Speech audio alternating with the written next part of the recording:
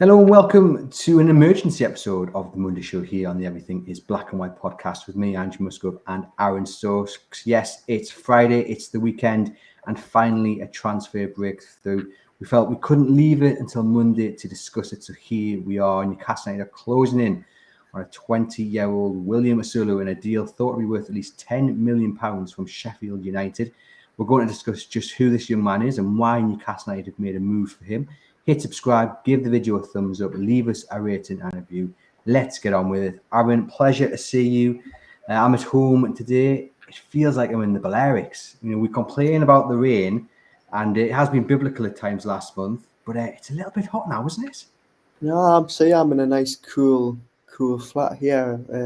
I've been on a couple of meetings this morning. The people have been saying the same thing about how hot they are, and I'm absolutely fine. So maybe it's just where I am in Newcastle as opposed to Costa del Prada. I was going to say, you look like you're wearing a hoodie. I am, yeah. See, that's how cool I am. You're feeling the cold, goodness me. But anyway, on to the football. And it looks like your hope of Newcastle United completing a signing in time for the Monday Show has been proved right. You said earlier this week that there would be someone through the door. Lee Ryder, chief sports writer, who was over in Japan following Newcastle United, said on his video diary yesterday, which if you haven't watched, go back and watch it on the YouTube channel, that the feeling was that Newcastle United were close to a signing. A few hours later, the news breaks that William Osula talks had been held. A breakthrough had happened, and the young man is thought to be coming up to Tyneside for a medical. We'll get into who he is and the whys and whatnots in a moment. But first off, Aaron, just explain to our viewers and our listeners how important this signing, any signing, was going to be getting completed just before the Cellar Cup, and just in terms of giving everyone a boost. Well, first and foremost, it's vitally important because my prediction needs to be right that they've got a new player through the door before the next Monday show. So now I am now clock watching until Monday 1 p.m. to make sure that it's signed, sealed, and delivered by then. But look, no, it's vitally important. It doesn't actually feel like Newcastle United have signed any players this summer. The club will probably turn around and say, actually, we've brought in 4, essentially, Lewis Hall included. But this feels like the first real one. This feels like the first player that you can actually get a little bit excited about. This is the first player that they're actually going to go out and spend a little bit of money for. Admittedly, not too much in the grand scheme of things, but I think it'll just give everyone a boost. It'll give everyone in the squad a boost. It'll give Eddie Howe a boost. It'll give the recruitment team a boost. And crucially, it will also give the fan base and the supporters a boost, because there's been a lot of doom and gloom the last couple of weeks, a lot of moaning about how, there's been so few signings. And hopefully this is the first of 3 before the end of the month. They've got the striker in that they needed, third choice. Go out inside a winger, go out inside a centre-back, and the window's been a success. I think we have to be honest when we say every fan a boost. It's not every fan, because straight away last night, the reaction on Twitter, there was some people complaining about the reputation of this guy, his goal record. I've got a few responses to read out later in the show. That reaction is inevitable, and I will also offer my opinion why I think those people turning up their noses at this deal are totally wrong. But first, Aaron, tell us about this chap. Who is he and what does he offer?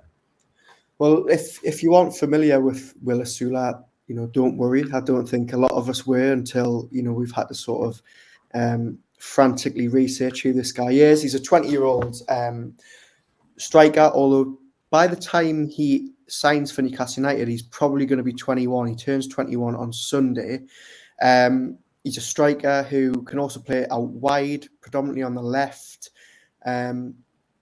Very raw, very inexperienced. His goal record doesn't jump off the page. It probably goes the other way and maybe frightens you a little bit. But from people that you speak to, or people who watch Sheffield United week in, week out, they say that he's very versatile. He's got a huge ceiling. He just hasn't shown it yet, but there's clearly something there, and you get the feeling that Eddie Howe, being the manager and working his magic like he has done with so many other players, maybe this is the perfect system, and maybe this is the perfect club for Osula to really step up. and really, hit that potential. We don't suspect he's going to play too much. It does look at the minute like he's going to be third choice behind Callum Wilson, who, Newcastle United are probably going to struggle to sell before the end of the month unless he really pushes for a move. But look, he played 21 times in the Premier League last year. Yes, he didn't score, but it's not as if he, this level is completely alien to him. And I think it's the type of signing they needed to make in this position. They haven't spent too much money. This player's going to be happy being third choice. It ticks a lot of boxes. The only worry you've got is that, for a striker, that goal record so far, doesn't look too promising. It doesn't, but I asked Hal from Sheffield United, where you might remember he was on the podcast last season talking about Sheffield United when they played at St James Park towards the end of the campaign. And he said he's a striker, can play off the wing, played off the left this pre-season, want to develop, lacks that composure in front of goal against the big boys, very tidy footballer, strong, tricky, and potential to go far in the game, just needs to be given time, confidence, and nurturing. He'll do well, I think. So that's Hal. He doesn't take any prisoners. He's very honest in his viewpoint on Sheffield United, and he's seen enough of Osula to think he's got something about him. And look, I don't know too much about this guy. I do remember thinking, though, that game against Sheffield United, because he come off the bench and he went up against Dan Burn, if I'm not mistaken. And yeah. I think some people have kind of clipped up the highlights reel. I do remember thinking, because that was a difficult game for Newcastle, especially in the first half. That he looked a bit of a live wire. He was like the young French guy for Burnley, who was kind of the only high point for Burnley against Newcastle United. So that sticks in your mind. So that's my claim to knowing nothing about him at all, and I'll happily admit that. I think when you look at Newcastle United, the versatility is key. You can play up front, you can play on the wing. That's really important. And I think you have to look at the situation where Newcastle United are. You can't move Callum Wilson on. That's a massive issue. Whether there's a want to move him on, we don't know. Whether they've been stumped because of his injury, yeah, most probably. It's a little bit irrelevant whether they wanted to move him on or not. So it was always inevitable that we're going to get someone of this chap's profile, someone who is unproven, someone who is young, someone who you're buying for potential, because you haven't got an endless pot to spend, so you need to stretch the budget to make it work, so you can still go out and buy someone who can play right wing and someone who can play at centre back. So I think this deal makes perfect sense. He comes in to supplement Wilson and Isak. I think the only concern I've got, Aaron, is will he be ready when he's called upon? And that will happen sooner than I think he might expect. I think it'll happen more than he'll expect, because I fully believe Callum Wilson will be back by September and injured by November, if not before then. And then we'll have to rely on this young man. With Wilson's injury record and Osula's lack of goals and being a player for the future, is it a bit of a gamble this summer to just bring him in as that third striker? In some ways, yes, because we're signing this lad, based on what we think he can be in a couple of years' time. We're signing him for the potential. We're signing him for the future, while also making sure that we're signing a third choice striker who is, going to be just that, who is going to be happy playing with the under-21s, and also filling in when he needs to. Now, he probably is going to have to fill in, but as we say, and as I said a couple of minutes ago, he's played over 20 games in the Premier League. Yes, he might not have played too many, but he might not have done too well in them, but he's played at this level before, and I think, that's all we can really ask for. I think it's an exciting signing because, a lot of people that you have spoken about in the last couple of days have said, if he gets it right, and Eddie Howe's got a fantastic track record of getting it right with these type of players, he really could become a very, very good player. Now, also on the other hand, I've seen a lot of fans from Sheffield United saying, 10 million at the stage of his career, given his goal record, it was probably too good of a deal to turn around. So it's a gamble in that sense. But look, if you're asking me, do Newcastle United need to go out and spend 35 million on Dominic Calvert-Lewin to plug this striker gap, or 10 million on an unproven but potentially very, very good third choice striker, I would pick this one all day long. And also, crucially, I mean, Newcastle have predominantly Dan Ashworth, but I think it's going to continue long in the future. They've put such an emphasis now on signing young players that can actually improve the under-21 squad as well. And there's one comment here that I read this morning from a Blades fan who says he makes the under-21s look like the under-12s, skates into the box and scores across the keeper pretty much every time. Now, his record at under-21 level is fantastic. He's got a very good record for Denmark's under-21s as well. He's had a good year for them. And look, I know you've got to take a huge pinch of salt here, but he's scoring in pre-season. Now, I will caveat that by saying he scored twice against York City and once against Chesterfield. So I'm not going to get too excited. But he's having a very good pre-season as Sheffield United's main striker. He's clearly hitting a little bit of form. He's confident, big move, 21st birthday. Hopefully he can hit the ground running at Newcastle. Learn from Isak, fill in when he needs to. I think it's a positive deal. I can't understand the negativity around it. Every goal counts. Every goal counts. I think what you have to do, Aaron, you've got to trust the recruitment.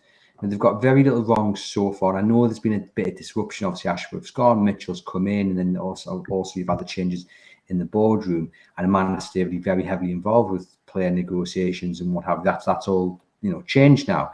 But Newcastle United don't do things by chance. Everything is meticulously planned. They would have watched this guy. They would have made a judgment on everything imaginable. They would have counted the numbers. They looked at the assets that he's got and made an informed decision. And by all accounts, he's a guy with huge potential, doesn't tear up the budget, which allows for that right winger and centre-back to hopefully come in. As I say, given the position Newcastle United find themselves in, where there are other priorities needed to strengthen with immediate first-team players, this deal for me makes absolute sense. Well, yeah, I think that's the point, and I think that's the point I would hammer home to anybody who's looking upon this deal negatively rather than positively. 10 million is a drop in the ocean, really. I mean, it's not because Newcastle don't have an endless pot of money, but for a third choice striker, who fits the profile, who's got good potential, there's clearly a talent there that just needs to be unearthed and sort of rounded a bit. That now means that the big bulk of this budget can go spent on the two real priorities, which is a massive upgrade at right wing and a new defender. Now, I think if Newcastle can end the month with Osula, a big right winger and a decent centre-back, I think the window as a whole will be looked back on very, very favourably. And I think Osula coming in for this price, as I say, coming in, knowing he's going to be the third choice, opens the door for, big money to be spent. We've said it all summer. We think they're going to go out and spend big money on a right midfielder. This allows them to do that because, as I said, they're not going out and spending 50 million on Ivan Toney or 60 on Solanke or 35 on Calvert-Lewin. And by the way, one of those players coming in would probably mean Callum Wilson goes because neither Wilson or any of those mentioned will want to be third choice. So look, I think it ticks a lot of boxes. Do you think the situation with Callum Wilson has led Newcastle United down this path? Again, Eddie Howe said he wanted to keep him, but the reality of the situation is he's out of contract next summer. But even if they wanted to move him on, he's injured. Is he going to be able to pass the medical? Are there going to be any buyers? And I just wonder if the latest injury, they've gone, we're not even going to bother trying to waste our time picking up the phone at clubs and saying that he's available because no one's going to take a gamble on him. They're not for really worth any money that's worth cashing in. And that's maybe led them to the conclusion, well, actually, look, we've got Isak, we're going to gamble on Wilson. We're not going to be able to persuade Dominic Solanke or Ivan Toney to come to the club because what are we offering them? You're behind Alexander Isak and you'll be competing with Callum Wilson when fit. These players will move to the club expecting first team football. This is probably the right way to go where you see you've got a player who's willing to be third choice, who's going to learn from two very good strikers and has a huge potential to become a very good Premier League striker in the future. Yeah, I agree with all that. And I'd also just add on the fact that I think, and it's something that we mentioned on the pod a couple of episodes ago, Newcastle United's priority this summer has to be the right wing. And I think Eddie Howe knows that. And I think, if PSR and FFP wasn't a thing and everything was rosy, Newcastle would have a second choice striker like Solanke, like Toney, like Calvert-Lewin, maybe not Calvert-Lewin, but one of those. Someone who is dependable, stays fit, goal scorer, a really good backup for Isak. But at this stage of the journey, with the budget they've got this summer, that wasn't possible. And if it was going to happen, that means a right winger isn't possible. They probably can't then go out and strengthen in defence with a new centre-back. It's all about priorities. And I know I always bang on about where it sits in my list of priorities, but I think a third-choice striker was third on the list, and I think Newcastle have looked at it the same way. We're going to go out and spend £10 million on someone who can come in and offer us cover in attack. Then we can go out and spend a little bit more money on a centre-back, probably 30, 40 million. Then we can go out and maybe spend the same, if not a little bit more, on a right winger. And I think that is a big, big positive, if not the biggest positive, as to why Newcastle have gone down this road. I understand the negativity because, Callum Wilson is such a big question mark. There is a good chance, a strong chance that we don't see him for half the season at least. And that means Osula is probably going to get called upon a lot more than we expect, or that Eddie Howe probably wants. And I think somebody in the replies to our question on Twitter today said the same thing. It's like Jose Perez in 2014. He came in and was expected to be this under-21 player, reserve, backup cup player. And he actually ended up playing a lot, back in 2013, 2014, 2015. So it could be the same. You've just got to hope that he hits the ground running. How can get the best out of him? Hearing what other managers have said about him, Derby manager Paul Warren, when he had a mess, said he was a very, very good talent. Chris Wilder really enjoyed him and thought he had real potential at Sheffield United. So the signs are good. We just need Howe to work a little bit of his magic as per usual. I'm sure he will do. It's said that Paul Mitchell is thought to have led this one, and he's hedging his bets on Eddie Howe, working his magic when it comes to training Osula on the pitch. So fingers crossed that does happen. I'm going to read you some of the replies to our tweet. We've got Neil saying, spending a big chunk of our budget on a backup striker wouldn't have made any sense as long as a quality right-sided centre-back and a right winger arrive. I'm fine with it. Johnny says, think it makes sense. Wilson will stay and Osula will play as a third choice. But with Wilson's injury record, I can see him playing more minutes than anticipated, a bit like Jose Perez in 2014, which I think was the tweet you were referring to there, Aaron. Roger says, I think it's a good bit of business. Third choice forward, young, that Eddie Howe will improve, and pounds saved for the right wing, right centre-back, onwards and upwards for Newcastle United. Ryan says, we are losing the sell-on value of Wilson this summer, but unfortunately his injury means we won't be able to sell him. In January, we may cash in, but at a much reduced rate. Osula makes sense as we need a young striker. Happy to wait. Happy as long as we spend big on a right wing rival. DJ David says, very logical. A further striker had to be someone willing to buy their time for a season and be very much a supporting role. Got all the attributes to be a good long-term addition. It seems like, Aaron, the general consensus is we're happy with it as long as the next person through the door is that right wing arrival. Is that still on the agenda? Is that still top of the list for Newcastle United, do you think? Well, firstly, where are all these people that have been replying to this tweet? Because my Twitter feed the last 24 hours has been a lot more negative than that. And a lot of people, maybe it's just my algorithm sending me all the moany Newcastle fans rather than the optimistic ones. Look, anybody who's listened to this podcast in the last 6 months will be sick of me banging on about it. But Newcastle United's summer transfer window will be defined as a success or a failure depending on what they do at right wing. You can go out and sign a centre-back this summer and he can be the best centre-back in the world. But if you do not go into September with a new, shiny, goal-scoring, attacking option on the right, I think fans will look back and say, we are 3 years into this journey now and we are still using two players that were there under Steve Bruce, under Mike Ashley. And that's, nothing against Miguel Almiron and Jacob Murphy. I don't want to seem like I'm being disrespectful for them. Jacob Murphy, by the way, is having an absolute blinder of a preseason. He's had the best preseason of anyone. He's laying down a marker to Eddie Howe and saying, look, I've still got a place in this team. But that is the priority. It has to be. They've got to go out and spend big money on the right wing. I don't think anybody really would disagree. I don't think you'll disagree. I don't think any of the fans in our comments or listening or watching to this will disagree. And hopefully this Osula deal and the money that it's going to cost, i.e. 10 million, 15 million, means they've got then that freedom, that little bit of wiggle room to go out and spend a little bit more where they really, really need it. And also, look, I don't want to get too ahead of myself, but let's just be let's just add to the positivity here. Let's just say all goes well with Osula. He has a fantastic first season. He has, he works really well under Howe. He improves.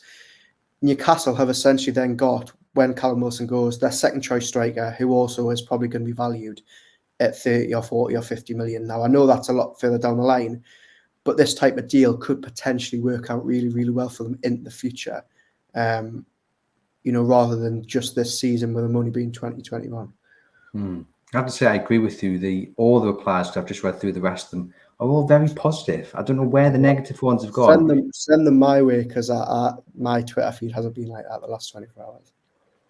Yeah, there's a lot more negativity that I saw yesterday when the news broke. But I just think that people have got to kind of tamper their expectations, because Newcastle United haven't got European football. They haven't got an open checkbook.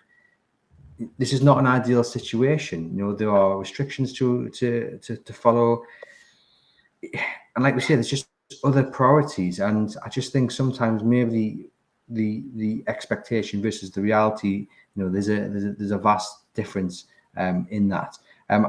We've got a tweet here from Lauren Roberto, who seems to be a massive Lauren Roberto fan. I'm liking it. It says, if everyone steps back and takes stock of the squad, finances, contracts, it's a great addition. If he was an unknown player from some far-flung corner, fans would see highlight reels and love him and what Eddie could do for him. Yeah. Don't judge him before he's been worked with. That, for me, sums up the situation absolutely perfectly. I could not have said it better myself. Yeah, I completely agree. And I also think there was a lot more negativity this time yesterday when it first came about that Newcastle were going to make the move. And I think that was because fans saw that, this player was on the way. They went straight to his record on, Transfer Market or Wikipedia, whatever. They saw the goal record and they thought, who is this lad? But actually, when you step back, when you look at what people have said about him, when you look at how he plays, you look at those highlight reels, you look at, the actual games he's played in the Premier League, I think it does look a lot better than it does sort of on the surface. And look, if he has a good pre-season, if he has a good start of the season, then I think we'll all forget what he did at Derby in 2022, and we'll forget what he did at Sheffield United in the Championship. I feel like you're going to disagree with us here, but I was going to say, have a good pre-season. We're 3 weeks away from the Breman. You never know. If he has a good Stella Cup and bags a hat-trick, then I'm sure fans will forget about that negativity. I do wonder if those fans being overly negative would now consider Liam Delap as an alternative. No, I'm just joking. I just wanted to raise that. We are nearly at the end of the show, and we haven't mentioned two players that people are now consistently taking the mick out of me for mentioning week in, week out, and that is Brian Mbeumo and Anthony Elanga. The focus, as we say, has now, well, it should already be on a right winger. We expect that to ramp up in the next week or so. Are those two still top of the list, or do you think it would be Gonzalez? You said on the Monday show you think it might even be someone totally out of the blue. Yeah, look, I think a deal for someone like Elanga would be a bit like Osula, where on the face of it there would be a little bit of uncertainty and a little bit of negativity purely because he's coming from Forest. Has he done it? But I think actually, if you step back and looked at it, I think it would prove it to be a good move. But I just think I really like Anthony Elanga. I love Brian Breman. I think Breman would be a good signing, but I think they need to go all out. This needs to be an Alexander Isak, a Sandro Tonali, a Sven Botman type of signing where they are spending big money for a big pedigree, a big reputation. It needs to be a statement. Their business this summer has been safe. They've had a depth. They've tried to watch the budget. This is a club that needs to get back in the Champions League next year. They need a goal-scoring powerhouse at right wing. But I would argue that Brian Mbeumo is going to cost you probably £60 million, which is more than Sandro Tonali. Not quite as much, I don't think, as Alexander Isak, but certainly up towards that region. He's got a fantastic record. And if we're looking at the doubts over this new chap coming in, Brian Breman can play up front as well. So, he could actually maybe come in as this third striker with the youngster, maybe being fourth striker and learning off the others before having been thrown in the deep end. I mean, look, I'd be all for Brian Breman. I've said it all summer. Every time we have this discussion about right wing, he's always on my list. I would love him. I think, it's a deal that looks like it could be done. He's already said he's open for a new challenge away from Brentford. But let's just let's just take myself out of my head for a minute and jump into the shoes of the fans that I've seen on Twitter the 24 hours. Do you not suspect there'd be a little bit of negativity, a little bit of moaning? Oh, look, we've got to sign Brentford's right winger. Now that's doing a massive disservice to Bryan Mbeumo. But do you not get what I mean? But when I say that, if Newcastle United did their business by looking at Twitter replies, they'd get nothing done. If we ran this podcast by some of the feedback we get, we probably wouldn't even do the podcast. Like you can't live life. You can't make big decisions by a minority. I think the majority of Newcastle United fans are sensible. I think the reaction on social media is not a true barometer of the reaction on the terraces. And yes, look, some people would be a little bit disheartened that it was the Brentford winger, but that's doing a massive disservice to a man who's tall Premier League up by Brentford standards. And if it was Ivan Toney coming through the door, there'd be no issue. So is Brentford the issue? I don't get that. Look, I just want to clarify before people come for us in the comments. If Bryan Breman signs for Newcastle this summer, it's a fantastic deal. They're getting an upgrade. They're getting an upgrade at right wing. A player who can play centrally. He's scored and assisted consistently in the Premier League. But also, I just think the way the window's gone, how much negativity and uncertainty and questions have been asked about this recruitment department.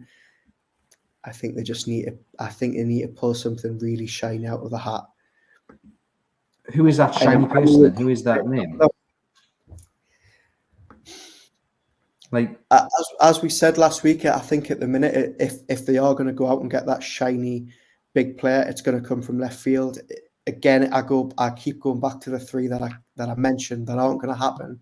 The fact that they've been genuinely, interested in the likes of Michael Olise and Serge Gnabry and Nico Williams, which was never going to happen. Those three, I think, are the ilk of player that they need to go out and get, because there would be no complaints with any of those three. And I just think that's what they need. They need someone who's really going to elevate them. First name on the team sheet. I mean, I'd look, if Bryan Mbeumo with 22 goals and 21 assists and 98 appearances playing it safe, I'm happy to play it safe. Look, I want to clarify. I would love Bryan Mbeumo at Newcastle, but I am just taking myself out of my shoes and into the shoes of maybe someone who is a bit. I think he's excited enough to get people off their seats, to get the name on the back of the shirt. I think. I'll tell you what. We will put it to the test, because anybody who watches this or listens to this, let us know in the comments. Send us a tweet. Send us an email. If Bryan Mbeumo is the right winger that Newcastle go out and sign this month, what are your thoughts about it? Are they being optimistic enough? Is it realistic? Just let us know, because I think it is a good signing, but I just think, knowing Newcastle United fans, there will be some turning their nose about it. And I also think they could do better.